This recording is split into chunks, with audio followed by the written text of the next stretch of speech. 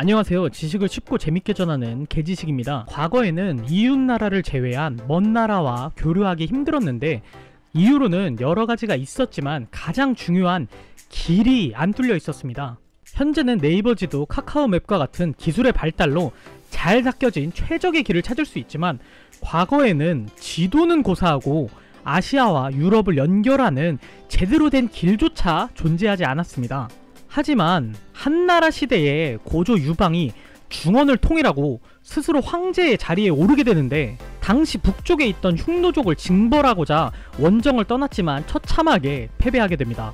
이때부터 군사적으로 적대 관계를 유지하기보다 화친과 회유 정책으로 외교를 이어나가 잘 달래어주고 화친을 하게 되는데 사실상 말을 좋게 해서 화친이지 한나라에 공주도 보내고 물자를 바치는 형편이라 굴욕적인 사건 중 하나입니다. 기원전 141년 7대 황제 무제가 즉위하면서 한나라는 전성기를 누리게 되었고 흉노족을 굴복시킬 계획을 세우게 되는데 이 계획이 동맹국을 만들어 동시에 공격하면 징벌하기 쉽지 않을까라는 생각을 하게 됩니다. 당시 흉노족은 월지족과 사이가 굉장히 안 좋았는데 이를 이용하기 위해 한나라는 월지족에게 사자를 보내게 됩니다. 그러나 대월지로 가는 길은 멀고도 험난했으며 사실상 대월지로 가는 길이 어디인지 자체를 정확히 모르는 상황이었습니다. 또한 예상지로 여겨지는 길은 흉노족이 가로막고 있어 쉽지 않은 여정이었던 겁니다. 이때 장건이라는 사람이 사자로 가게 되는데 출발한 지 얼마 되지 않아 흉노족에게 잡히고 맙니다. 이미 흉노족의 왕은 장건이 월지를 찾고 있다는 소식을 알고 있었고 장건이 자신을 섬기길 바라며 억지로 흉노에 머물게 만듭니다. 그렇게 10년이라는 세월 동안 아들까지 낳아가며 살게 되었는데 오랫동안 살다 보니 감시가 약해졌고 이 틈을 타 도망을 가게 됩니다.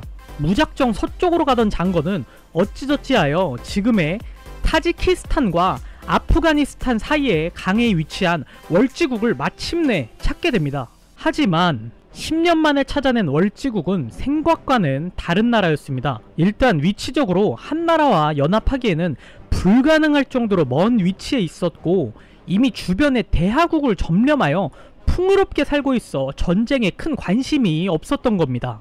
이때 장건은 단념하고 한나라로 돌아가게 되는데 운이 더럽게 나쁜 이 장건은 또 흉노족에게 1년간 붙잡히게 됩니다. 이때 흉노족 내부에서는 왕이 죽자 내전이 벌어지게 되는 소식을 장건이 알게 되는데 이 내전을 틈타 다시 도망가게 되고 한나라로 무사히 귀가하게 됩니다. 이렇게 마지막까지 임무를 수행한 장건을 보고 감동한 무제는 큰 벼슬을 내리게 되고 장건은 서쪽의 수많은 나라들의 풍습과 귀중한 정보를 전달하게 됩니다. 장건의 흉노족에 대한 정보와 내전을 하고 있는 실정을 바탕으로 한나라는 결국 흉노를 정벌하게 됩니다. 이후 장건은 월지국 옆에 있는 오손이라는 나라와 교역을 하였고 이 과정에서 서역에 한나라의 이름을 널리 알리고 귀국하게 됩니다.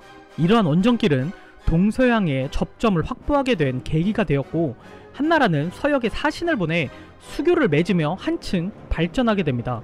이러한 길이 비단길, 실크로드라 불리며 동서교통로의 중심지가 되며 문화, 상업, 정보의 교류가 활발해지며 찬란한 발전을 이룩할 수 있게 됩니다. 특히 이 실크로드를 통해 간 중국의 비단들로 로마의 경제가 휘청거릴 정도라니 이 비단길 개척이 얼마나 엄청난 일인지를 알 수 있는 대목입니다. 이상 비단길이 만들어진 이유에 대한 영상이었습니다. 이 영상이 도움이 되셨다면 좋아요, 아니면 싫어요를 꼭 눌러주세요.